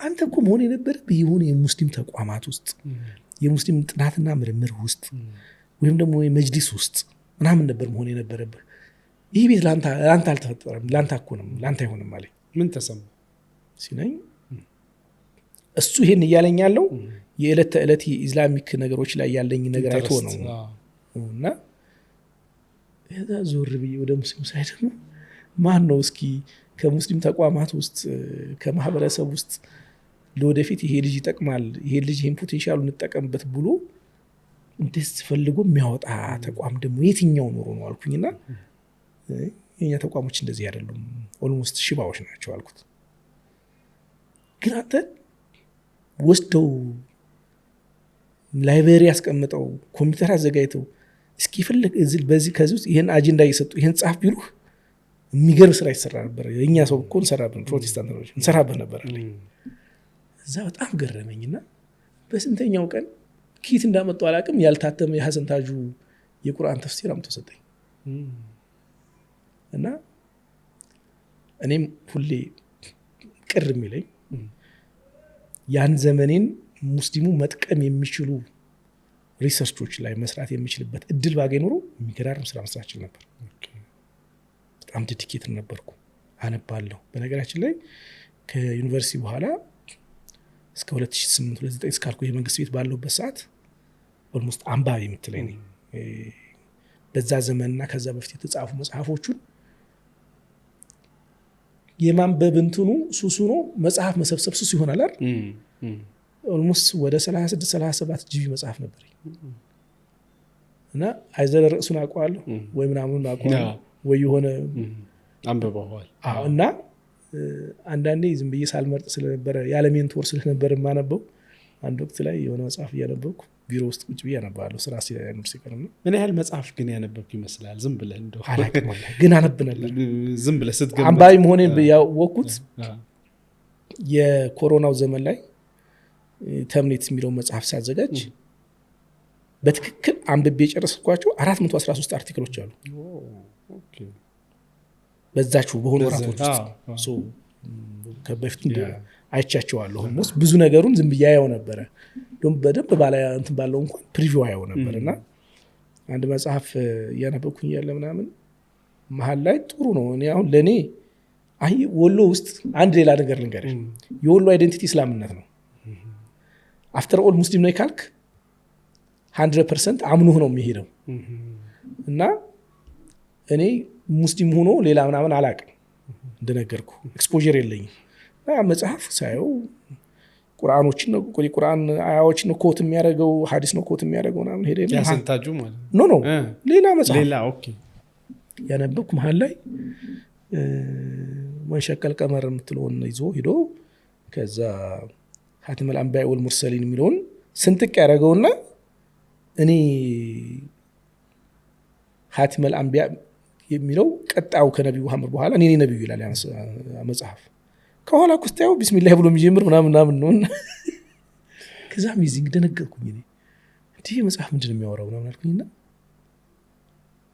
አኪ አልኩኝ ለካ ወንፊት ማንጓለያ ሳይኖር እኔ የገባሁት ማለት ነው አልኩኝ ወደ ኋላ ሂጅ ሳየው የተጻፉ አህመድያ ሙቭመንት ይላል ሚርዛ ጉላም ምናምን ይላል ስለ ሚርዛ ጉላም ሰርች ማድረግ ሳየው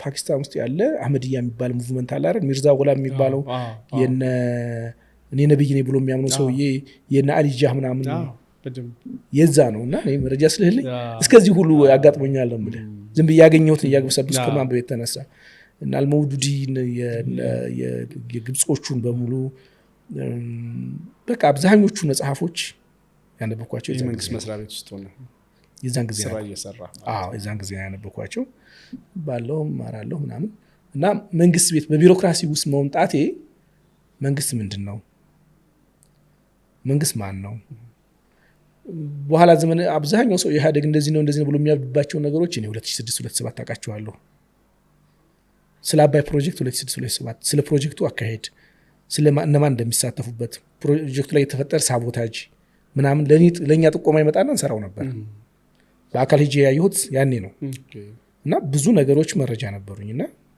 የቢሮክራሲው ልምዴ ቀላል አልነበረም በዚሁ እንጠቅልለው ይሄን ፓርትና እዚህ ጋር ስንጠቀልል ግን አንድ የተነሳነበትን ጥያቄ ያረሳምና አሁን ያለ አይደንቲቲስ ምን ይመስላል የሚል ነበር ካስታወስከና በሱ ነው ይሄን ሁላ ሄድና ይሄ የመንግስቱ መጣና ደግሞ ሌላ አይደንቲቲ ጨመረልህ ማለት ነው ድሮ የምታስባቸውን ያደከባቸውን ነገሮች ምን አደረገ ምን ሰጠህ ቅድም ትግስተኛ አልከኝ አንደኛ በፊት በጣም ችኩል የነበረ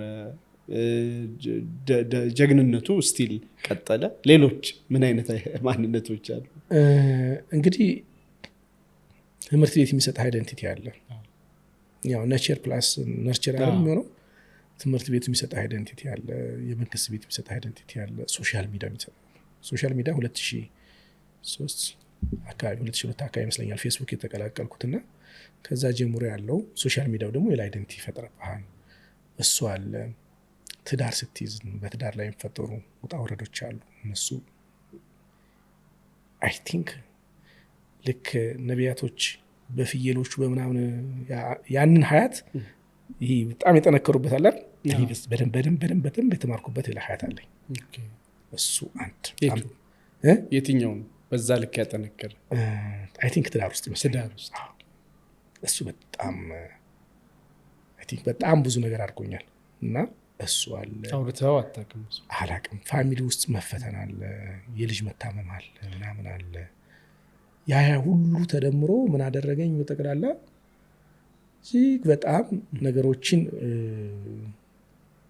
ምንም ቢመጣ ምንም ማልደነግጥ በቃ አለ ያለው ነው ሆኗል እንግዲህ ለኸይር ይሆናል የሚል ግን ደግሞ የሙስሊሙን ጉዳይ ደግሞ ሙስሊሙ ፐርሲቭ የሚያደርገውና አክቹዋሊ እየሆነ ያለውና ለወደፊት የሚሆነው በጣም ፕሮጀክት ሆኖ የሚታየኝ ስለዚህ የድርሻዬን አበርክቼ ልሂድ የሚል አስተሳሰብ ውስጥ የከተተኝ አይነት ሰው ሆንኩ ማለት ነው ማለት ለሚሽን የተማር ነው ባይዘው በደንብ ይሄን ነገርን ነበረ ተምረህ ባልሆነ ልጅ አሳዳጊ ምናምን እንድትሞት ምናምን እንደዛ አላሳደጉም እንደዛ ነው ያላስታውሰም እኔ በነበርኩባቸው የተርቢያ ሂደቶች ውስጥ ሚሽን ነበር ስለዚህ ከዩኒቨርሲቲ ወጥቼ ትዳርጂ ምናምን መንግስት ቤት ያገኘው ምናምን የሆነ ኦፊሰር አቶ እንትና ምናምን መኖር አይደል በፍጹም አእምሮ ውስጥ አስገብቼው አላውቅም እንደውም አንዳንዴ ሞኖ ስለማይታወቅ የሆነ በዚህ ዘመን እኮ እንዲህ ያለ ልጅ ነበር መባል የለበትም ብዬ ስለማስብ ምንም አይነት ክፍተት አልተውም ነበር ቢሮ ውስጥ በሁለት ቃል ይጠሩ ነበር ጠንቃቃውና ታታሪው አየለያሉ ሌዚ ነበር መባል አልፈልግም በትምህርት ሌዚ ነበር በስራ ሌዚ ነበር መባል አልፈልግም ስራ ላይ ዝርክርክ ነበር መባል አልፈልግም ጥንቅቅ ያለ ስራ ነበር እንሰራው ስለዚህ እያንዳንዶቹ እንቅስቃሴዎቼ የሆነ ዘመን ላይ የሆነ ነገር እንደምሆን ምን እንደምሆን ነው ማላቀው እንጂ ኦኬ ትልቅ ነገር እሱን እርግጠኛ ነኝ ግን እንደዛ ሰዎች ሲሄዱ አንዳንድ ጊዜ ምን አይነት ነገር ይከሰታል በጓደኝነት ህይወት ውስጥ በትዳር ህይወት ውስጥ በፋሚሊ ህይወት ውስጥ በተወሰነ መልኩ የመፈተን ለምን በጣም ትልቁ ፎከሳቸው እዚህ ጋር ይሆንና የብቸኝነት ኤኒ ኤክስፒሪየንስ ጋር ለከዛ በሱን በደንብ ነው የማውቀው አሁን ያልከው በደንብ ነው የማውቀው ለምሳሌ እኔ ጓደኝነትም ሆነ ማንኛውም ነገር የሰጠኸውን ነው የምትቀበለው ጓደኝነት ጊዜ ይፈልጋል ትዳር ጊዜ ይፈልጋል ቤተሰብ ጊዜ ይፈልጋል ያንዳንዱ ዱንያ ውስጥ የሌለ መخلوቅ ነገር በሙሉ ጊዜ ይፈልጋል ጊዜ ኢንቨስት ያላረክበት ነገር ሪተርን አይኖረውም እኔ ለምሳሌ ትዝ የሚለኝ እኔ ያለሁበት አካባቢ ምንም አይነት መስጂድ አልነበረም። ሌላው ደግሞ ዲስአድቫንቴጅ ምስራቅ አዲስ አበባ በሌላ ጊዜ እናወራዋለን እንጂ መስጂድ አልቦ ቀጠና ነው። አዛን እንኳን አትሰማበት ቀጠና አለ እና እዛ አካባቢ ነበር ረጅም የኖርኩትና የሚገርምህ ከመስሪያ ቤት 1 ወር ረፍት ከወሰድኩኝ የመጀመሪያው የ1 ወር ውስጥ ስገባ ያለው የመጀመሪያ ግቢ ተከራየንበት ግቢ በር አለ አይደል? ስወጣ የመጨረሻው የወሩ ነው የምወጣው። ከፍቼ እገባለሁ፣ ወሩን ቤት ውስጥ አሳልፌ እወጣለሁ። አሁንም እንደዛ ነኝ።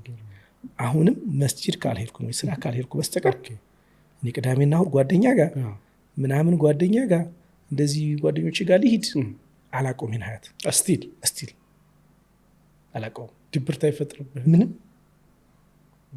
ቤቴ ንባቤ ኮምፒውተሬ እንደዚህ ምናምን አለቀ። በጣም አክቲቭ ሶሻል ብል የነበረ ሰው ወደዚህ ሲቀየር በቃ እንደዚህ ነው የተገለበጥኩት። ይሄን ሀያት አላውቀውም። አዲስ አበባን በጨለማ ለመጀመሪያ ጊዜ ያየሁት አዲስ አበባ ዩኒቨርሲቲ ኤክስቴንሽን ስማር ነው እንጂ ከአንድ ሰዓት በኋላ አዲስ አበባ ምን እንደምትመስል አላውቅም ነበር። በጣም ወጣ ያለ ባህሪ ነው ያለኝ። ቤቴ ስራ፣ ቤት ስራ እና ሁሉም ነገር ካልቸር ይሆን የለ ባህል ይሆናል እና ይሄ የቤት ውስጥ መቀመጥ ምናምን ሆነ ንባቦች ወይ ኮምፒውተር መክፈተው ማለት ምናምን። ሌላው ትልቁ ችግር እንደ ሰው ወይም እንደ ብዙ ሰዎች ነገሮችን በቀላሉ መንገድ የሚሄድ ባህሪ የለኝም። በከባዱ መንገድ ነው የምመርጠው ሁሌ። ትግል ትወዳለህ? ህይወትን ትግል ነው ብታረጋው። ለምሳሌ ማስተር ቴሲስ ሰራ፣ የመጀመሪያ ማስተር ቴሲስ ሰራ፣ ቴሲስ ሰርቶ መረቅ ነው አላፍታ። እኔ ግን ምን አደረግኩ መሰለህ? አሁን ያለው የኢትዮጵያ ኢኮኖሚ ችግር ኮራፕሽን ነው አልኩ። ኮራፕሽን መነሻው ደግሞ ዴቨሎፕመንታል ስቴት ቲዮሪ ነው አልኩ። ልማታዊ መንግስት አለ፣ ልማታዊ ባለሀብት፣ ልማታዊ ጋዜጠኛ፣ ልማታዊ ካስኬድ ሆንና ምናምን አልኩኝና ይሄ ለምን ሪሰርች አልሰራውም አልኩኝ። ሶ ኮንትሪቢዩሽን ኦፍ ኢንፍሉዌንስ ኦፍ ዴቨሎፕመንታል ስቴቱ ለኢኮኖሚው ያለው ኮራፕሽኑ ምንድን ነው አልኩኝና ከዛ ኩዌሽነር ስበትን ማን ነው የሚመልሳት? ሁሉም ፈራ ያልኩኝ። ፓነል ዳታ መጠቀም ጀመርኩ። የ39 ዓመት የ81 ሀገር ዳታ 5-6 ቫሪያብሎች አሉ። እሱ ወስጄ በኢኮኖሜትሪክስ ሞዴል ነው ሪግረስ አድርጌ የሰራሁት። በጣም አድካሚ ፓነል ዳታ ደግሞ ለኢኮኖሚክ እንትን በጣም ጥሩ እንደሆነ ነው የማውቀው አይደል? ግን እጅግ በጣም አድካሚ ዳታ ማግኘቱ፣ ያን ሁሉ ሪግረስ ማድረጉ፣ ያን ሁሉ ማድረጉና ራስን መከራ ውስጥ መክተት በቃ ይሄ እንትኔ ነው። ከዛ ጣሊያን ሀገር ደግሞ ሌላ ሪሰርች ሲሰራ ሌላ ሪሰርች መስራት ይችላል። ኢስት አፍሪካን ካንትሪዎች ኢኮኖሚካሊ አንድ መሆን ይችላል ማለት ይሄ የኢኮኖሚ መጀመሪያ ጂኦግራፊክ ፕሮክሲሚቲው ካልቸራል አይደንቲቲው ምናምን ይመጣና ከዛ በኋላ ኢኮኖሚክ ዩኒቲ ይመጣል። ከዛ መጨረሻ ላይ ዋን ከረንሲ መጠቀም ይጀምራል። ልክ እንደ ኢሮፒያን ዩኒየን ማለት ነው። ያድላላቸው ወይ እየሰራው እና እንደዚህ ትንሽ አልፍ የሆኑ ነገሮችን መምረጥ ላይፍ በቃ ሰብኮንሺየስሊ ነው የምመርጠው። ኮንሺየስሊ አላውቅም፣ ግን አድካሚውን መንገድ እመርጣለሁ። ይሄ ትንሽ ጊዜ ወስድብሃል ምናምን እና እንዳልከው ትዳር ላይ ትፈተናለህ፣ ጓደኞች ላይ ምናምን፣ ሪሌሽንሺፕ ላይ ኢን ጀነራል ፈተና ይኖራል። አዎ ዝም ብለህ ሁሉም ሰው ያውቃል፣ አንተም ብዙ ሰው ታውቃለህ፣ አክሰስህ ብዙ ነው፣ ግን የልብ የምትለው ነገር የለህም። ሁሉም አንተ እንደሚያውቀት ኮንሲደር ታደርጋለህ፣ አንተም ሁሉ ሰው እንደታውቃለህ። በችግር ቀን የምጠራው ሰው አታጣም፣ ግን ከሁሉም ጋር የለህም። ሁሉም ጋር አለ፣ ሁሉም ጋር የለህም። የዛ አይነት ሰው ነው የምትሆነው። ቴንክ ዩ አብዱልጀሊል ጃሊጋዛ። ኢንትረስቲንግ የምርም ሶይሉን በደንብ ያየው ይመስለኛል። ተመልካቾቻችንም ያንን የተረዱ ይመስለኛል። የበቀለበትን ሶይል ያሉትን ቫሊዎቹን፣ ማንነቶቹን ከራስ ማወጋ ያሉ ነገሮችን አይተናል። እነዚህ ምን አፈሩ የሚለውን በክፍል 2 ደግሞ ኢንተረስቲንግ ፓርት የሚሆነው እሱ ይመስለኛል። ይሄ ለምንድነው ከላይ ዝም ብሎ እንዳልሆነ እንዲያዩ ለማድረግ እንድንረዳ ለማድረግ ነው። እና ስለዚህ ወዴት ወሰዳ ይሄ ሁሉ የመንግስት እንትን ውስጥ የምናምን ውስጥ ኢንተለጀንስ ውስጥ ገብቶ መውጣት ምናምን መጨረሻ ላይ ምን አይነት ፕሮጀክቶችን አመጣ እነዛ ፕሮጀክቶች አላማቸው ምንድነው? ሪሊ ሀገር ለማልማት ነው ወይ ሊያፈርሱስ ይችላሉ የሚለውን ነገር በፓርት 2 እናያለን። ይህን ፕሮግራም ኬርላንድ ሆስፒታል ስፖንሰር ስላደረገን እጅግ አድርገን እናመሰግናለን። ፓርት 2 ላይ ተመልሰን እንገናኛለን።